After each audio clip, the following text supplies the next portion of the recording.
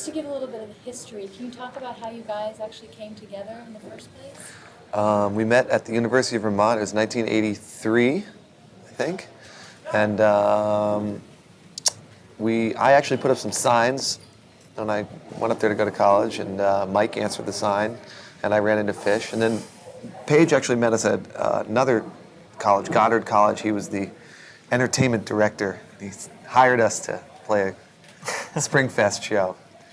And that was a couple of years. 1985, yeah. 1985. So there were three of you, and then the fourth came along and played. We had another guitar player in the beginning who left the band right about when Paige joined. So. And what was the gelling like in the beginning? Was it instantaneous? Was there a lot to work through? There was an instant gel in terms of, I think there were two things that gelled right away. One was the groove, a certain groove that I think was there from the first time we played. And the second most important thing was that we had a similar vision for what we wanted out of a band. And that was the great thing about when Paige came along, because he shared our vision, whereas our original guitarist did not. We all wanted to be, to do something different and improvisational music, but that was based around some kind of compositional stretching out. I don't know exactly how to put it. We had the same vision, but we didn't know what it was. We didn't know how to. Yeah. When I first saw them in '85, they had great originals and a real sense of the ability to stretch out and freedom. I knew the first time I saw them that I wanted to join the band, and moved up. And Trey didn't want me to join the band, and I talked my way into it. Talk about that. We're gonna have to turn that. Should I wait for him to turn that down, or should I wait for him to turn that down? Yeah. We don't have to talk about that. No, that's okay. It's fine. I'll talk about anything. I can't remember now. I lost my train of thought. Go ahead. About Paige joining the band? Well, I think it was Fish and I were playing street music at the time in Europe when Paige joined the band. Mike had always wanted a band with a keyboard player, and he started talking to Paige. And Fish and I we were writing a bunch of music over there, and in my mind it was written for two guitar players. So it was a little of a shock when I came home and guitar player number one was gone and Paige had taken his place. But we quickly got over that, believe me. They did. Give them a hard time. Soon we were sharing a bunk. Can you actually talk about some of your musical influences, both of you? I grew up listening to rock. The Who was probably my favorite band in high school. Rolling Stones. Later on, I got more into bands like Grateful Dead and Allman Brothers and that sort of stuff. But and then after that, into jazz. Miles Davis is a huge influence on the band, especially the electric band stuff he was doing, and the cool band in the 50s. And we all listen to a pretty wide variety, or have listened to a wide variety, so it runs the gamut pretty much. But these days, I don't listen to much. I think that one of the unique things about this band is that we have always been open to taking any kind of influence and tossing it into the mix, be it heavy metal or classical music, and over the years, since we've been together for 15 years, there have been periods when we've gone through 2-month periods of listening to nothing but bluegrass, and 2-month periods of listening to nothing but My Bloody Valentine or On the Bus, or James Brown, and whenever one of these periods happens, we always try to take whatever we can, and I think that's one of the visions that the four of us have shared, that we're going to be open to any kind of music. It's something that I think about living in this day and age with the internet and everything, that the kind of music that I see music developing in a way that all influences are going to start coming together in ways that they never have before. And I always feel like any important musical event that's taken place, like the birth of bluegrass, for example, was always a collision of different styles. Somebody took different styles and put them together. I think that with the availability of music via the internet and record stores now, that some kind of new music could develop that incorporated all worldwide styles. And that's something that we're interested in. Then how would you say your music fits in with all of that? I mean, in terms of incorporating all these different styles, how would you describe your own? Well, I don't know that I wouldn't claim to be playing that music that I'm dreaming of in my head yet, but I do. It's something that we're open to. The four of us are open to that idea.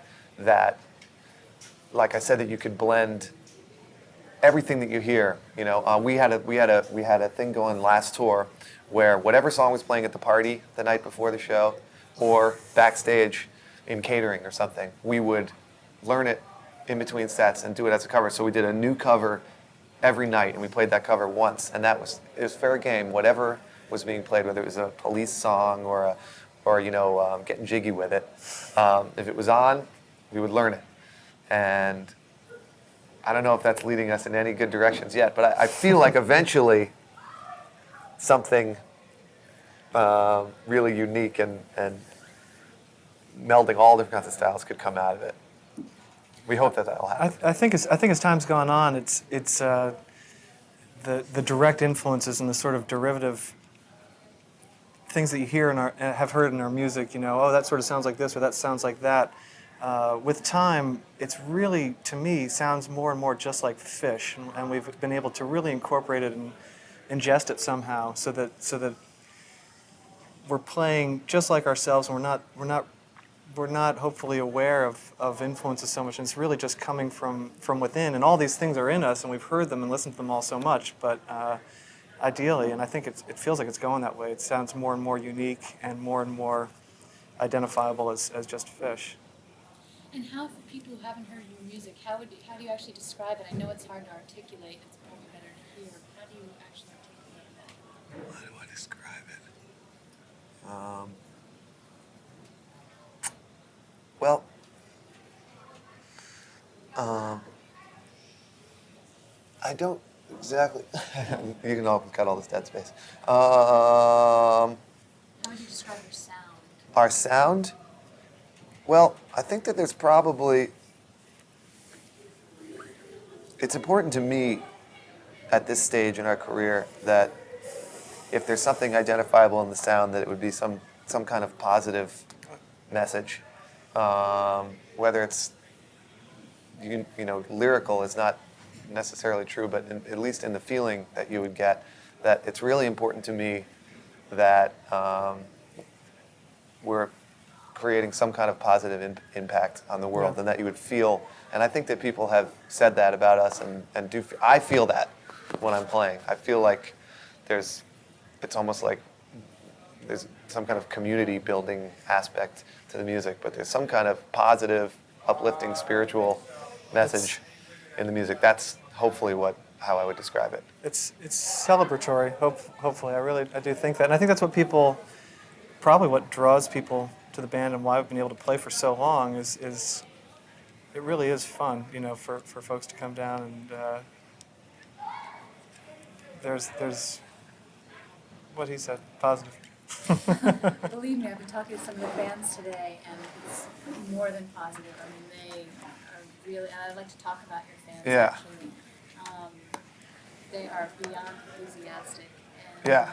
What do you think the relationship is between you and your fans? First? The relationship we have between our fans right now has gotten to be so incredibly cool. We feel so lucky.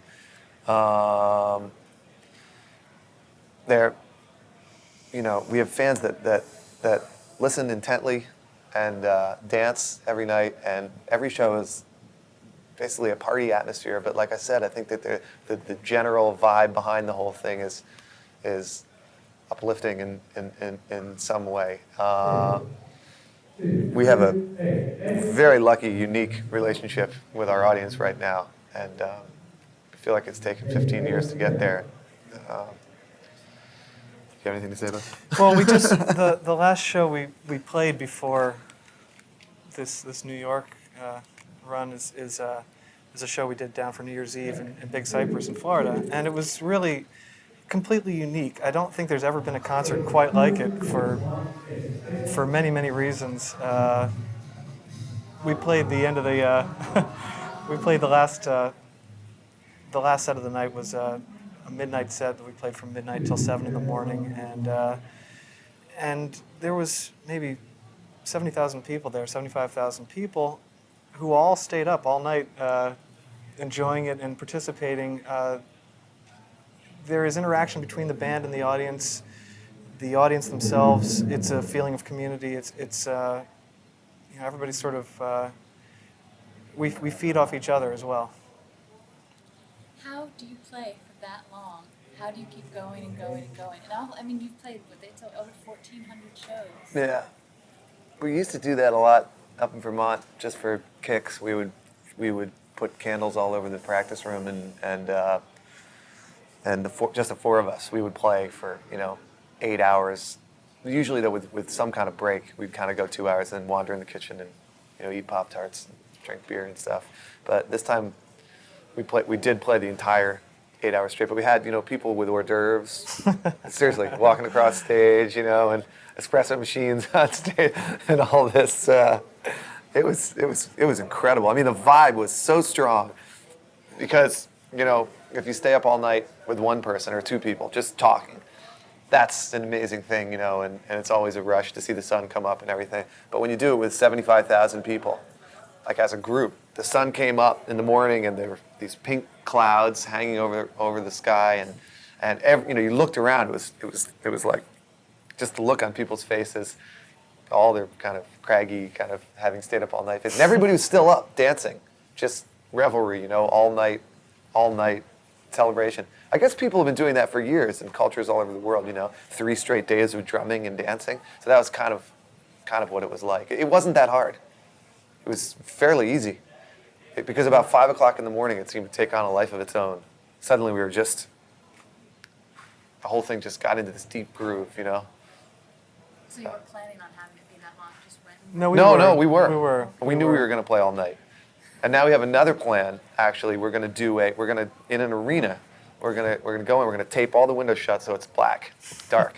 We're going to go in on a Friday afternoon, or Friday evening at 7, start playing, not stop at all until Sunday morning at 8 in the morning. So people will miss an entire day when they come out into the street, and the sun will be coming up, but they won't have had any sense of time, no clocks. So it'll seem like they stayed up all night, but it'll actually have been 2 nights. So we're playing on that next year. The other thing is that on that show, we're not going to tell anyone that we're going to do that. And we're going to take all cell phones and everything at the door. There'll be one payphone, and you're allowed to go to the payphone, and all you're allowed to say in the payphone is, "I'm not going to be there." But no explanation. So if you leave, you got to leave. You can't come back in. You have to make the decision to stick it out for the whole thing. How near or far in the future is that going to be? Oh, that's coming right up. Yeah. Excellent. But see, I can't tell you when it is, because it's going to be a surprise. It's going to look like a regular old show. But bring your sleeping bag. What do you think it is that keeps the fans coming? I mean, I know that every show is different. Well, really, I mean, these fans, they talk about dozens and dozens and dozens of your shows that they've seen. What do you think keeps them coming back over and over again? I think that they come. There isn't a lot of places they can go for this kind of an experience. They. I don't think it's. I don't think it's the lack of competition or anything like that. I mean, I think they genuinely enjoy it, but I don't think that music is can be such a spiritual thing and should be and people feed off it and the whole the whole sense that it's all happening and they're a part of it, and it's not something that you can get at most concert situations that you go to. There is a sense of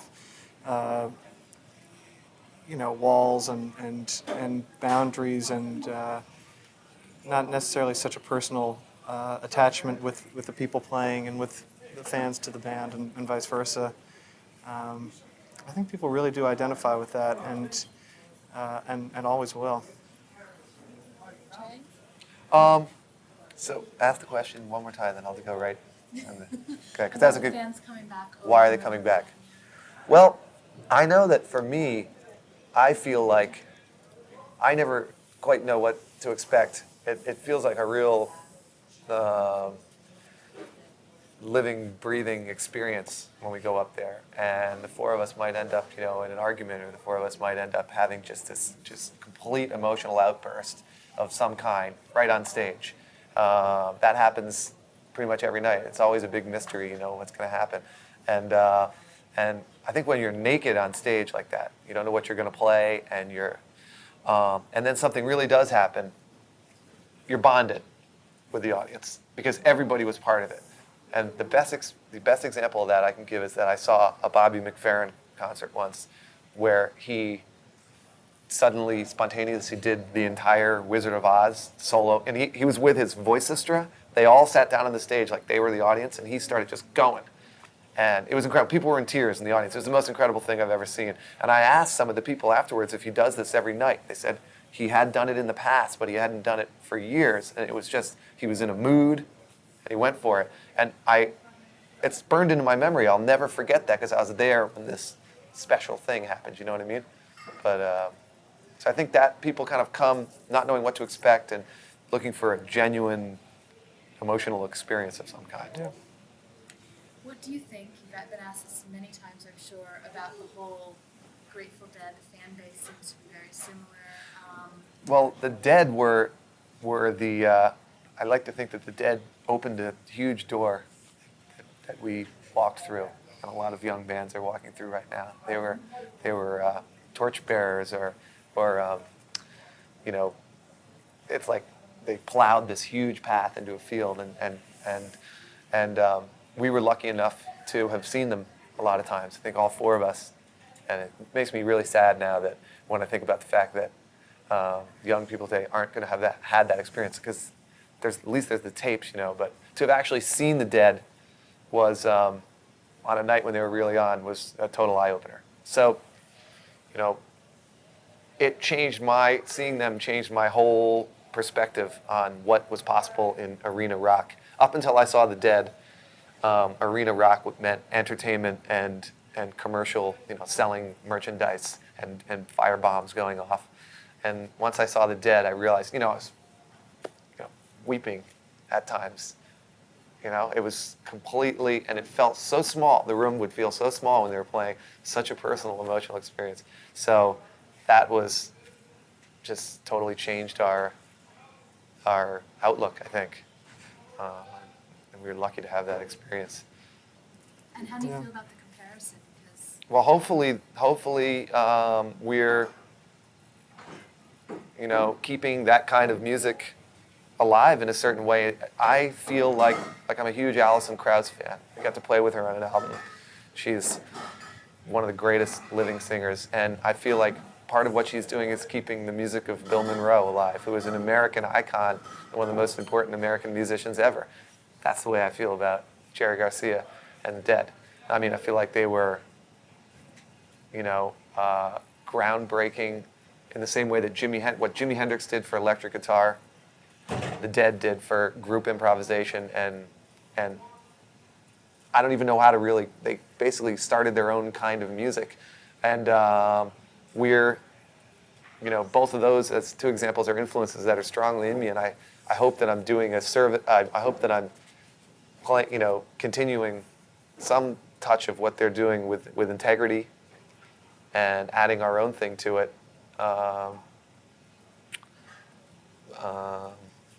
That's the best way I can put it. I got to play with Phil Lesh. Paige got to play with Phil Lesh, and we rehearsed with him for a week, and just got to talk all day. And I learned so much from that about what to do, what not to do. So it's great. do you want to add anything to that? Oh,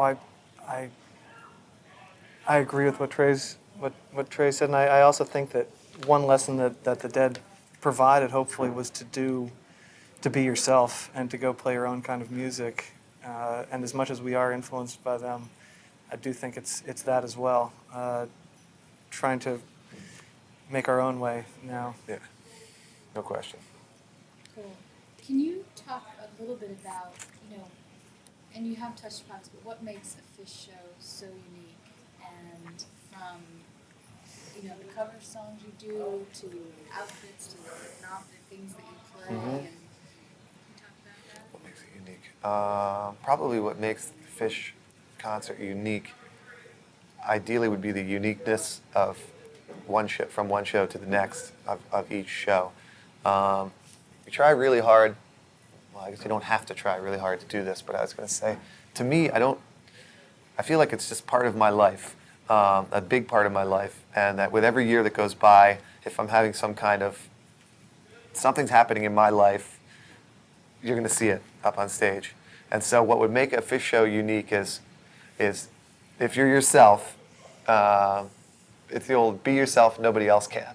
And if you're honest, you go up there, then every show is going to be different because every day is different, and every hair day that you have is from good to bad, and what you want to wear in the morning, it's all. So if you can just go up there and not try to do anything except live, be yourself, right on stage, not put on a show, then everyone would be unique just by definition. So that's the goal to me, and that ties in with why we're saying that there's been all these influences and everything. I mean, I feel like every person that you meet, every conversation that you have is an influence and can be put into the music in some way.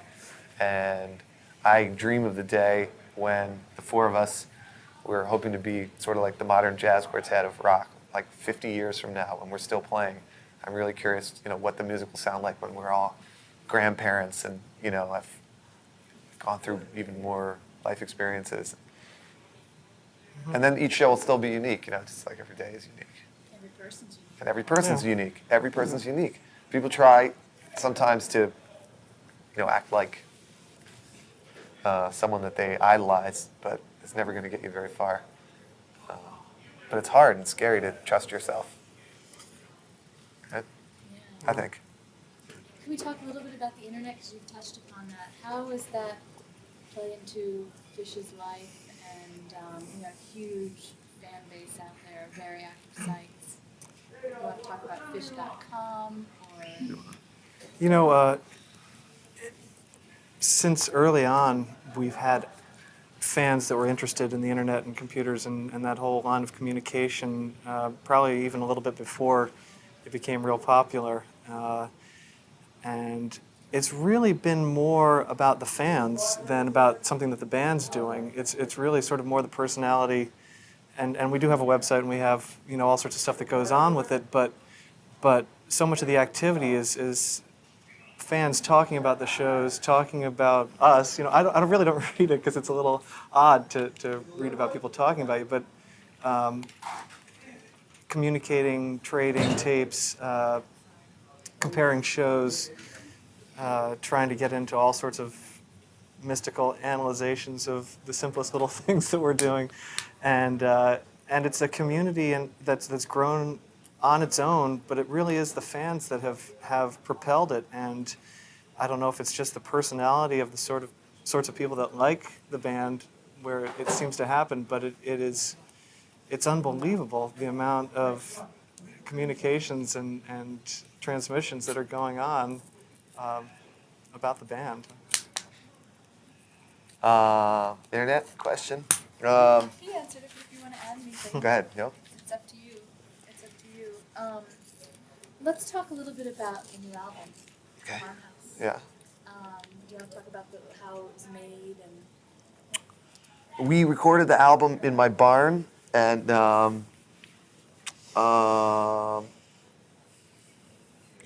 it's the first time we do these we do these outdoor concerts every year, and end of the summer concerts. The one in Florida was an example of that, where we plan the whole thing from the ground up.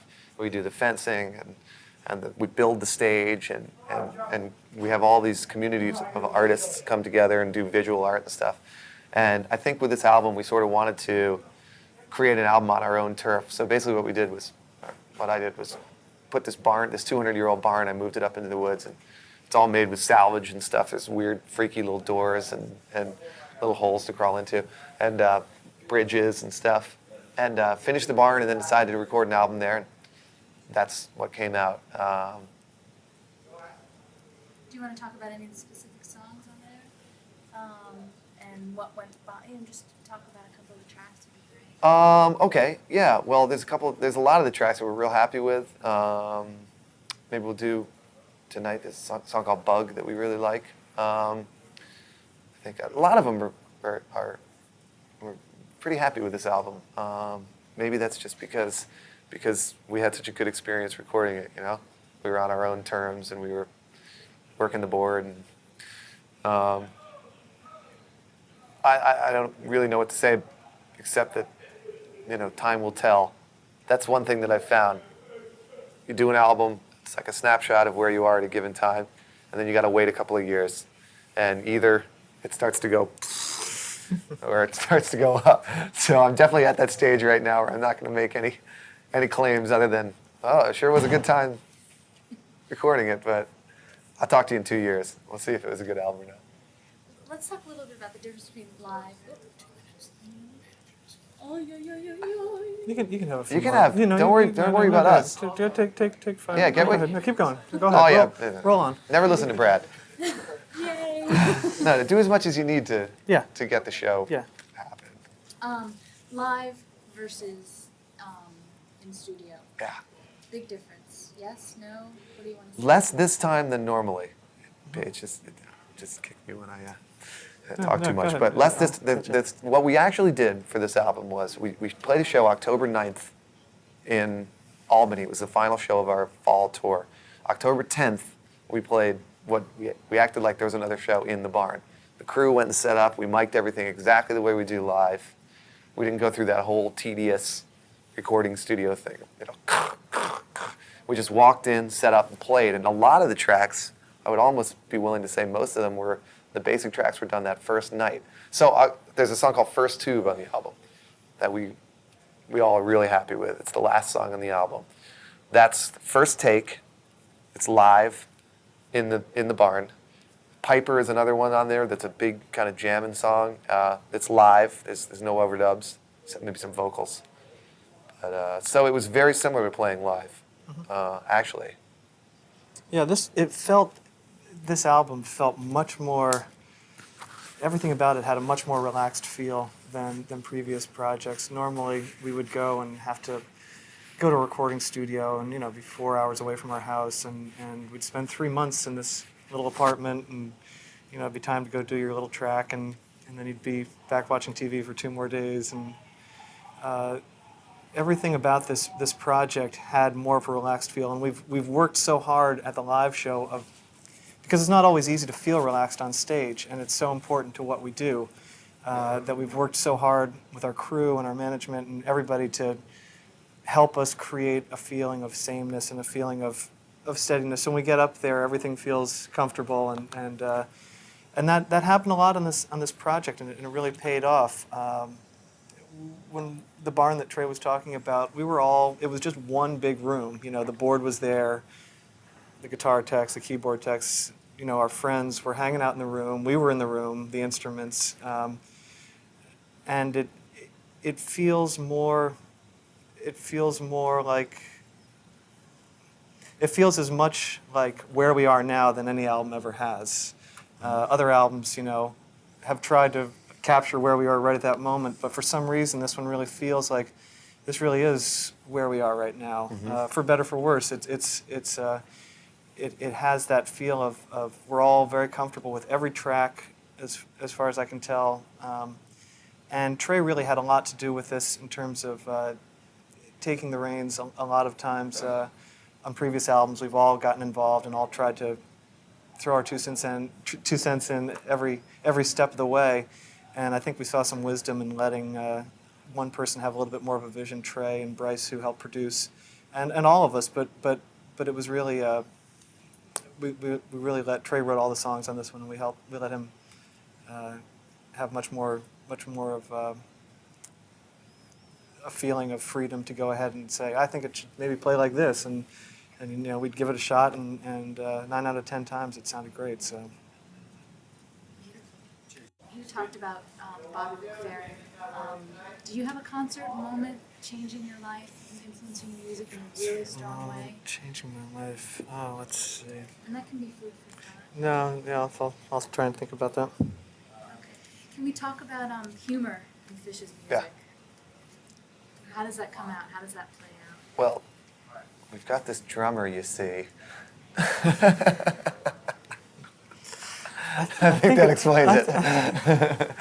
You know, it's part of the whole thing of being yourself and feeling comfortable, and it's not all funny and jokes, hopefully, and hopefully it doesn't rely on that, but that's just a part of it, and it's a part of who we are, and it's a part of what life is, hopefully. You know, there's humor in it, and there's some darkness, and there's, you know,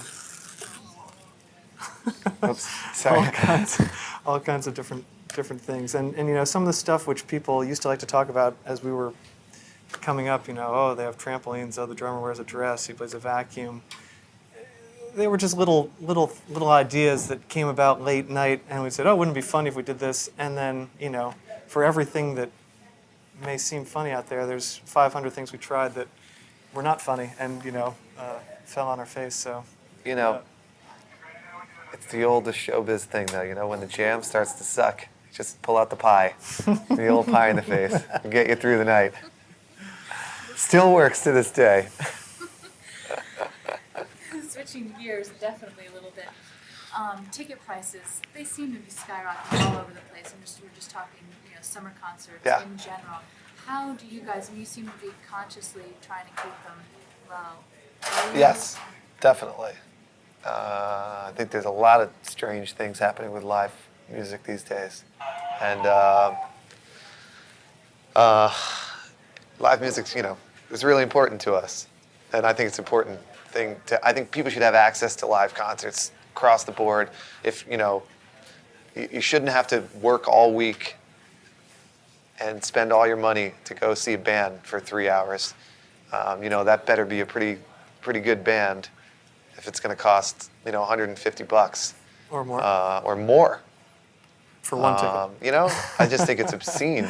It's so we're trying to keep ticket prices down, and you know, like I said, people should be able to go see live music.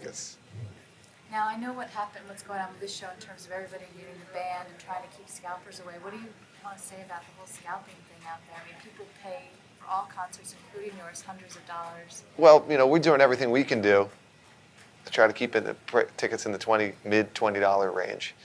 And we're playing big places now. We have a big crew, and so, you know, you got to keep everybody, got to pay everybody and stuff. But I think that's after that point, we do everything we can do. We have a mail order system that's really elaborate. We're doing as much as half the house in some arenas mail order, which is our way of trying to stop scalping, keep the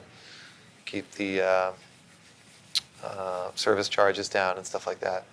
But once somebody buys a ticket, there's nothing we can do about it. So.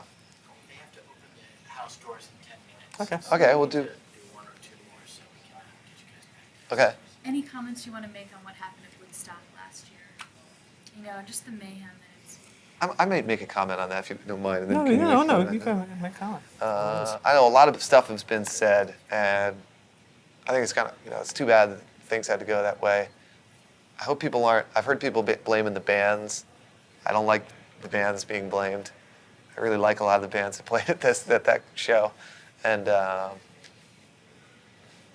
you know, I'm going to give you an example because it ties in with what I said before about live music and stuff. You know, Rage Against the Machine played at that, and the Rage Against the Machine show that I saw in Japan was one of the best concerts I've seen in the last 10 years. It completely blew my mind, and the energy and I think they're coming from basically a positive place. I met them; they're all really cool guys.